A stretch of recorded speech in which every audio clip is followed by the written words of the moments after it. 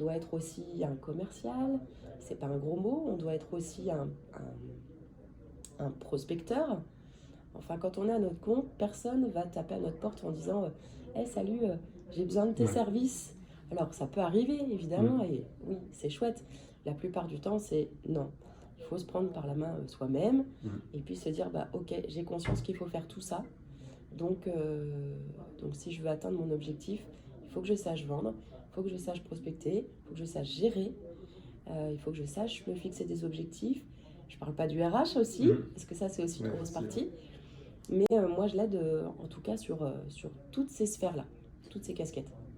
Auparavant, donc, cette activité, tu le faisais en tant qu'indépendante et aujourd'hui, tu fais partie d'une entreprise.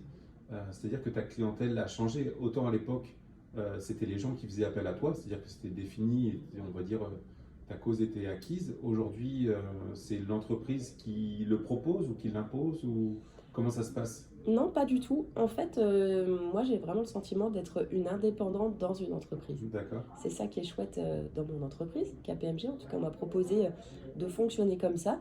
Mes collègues aussi, homologues, fonctionnent comme ça.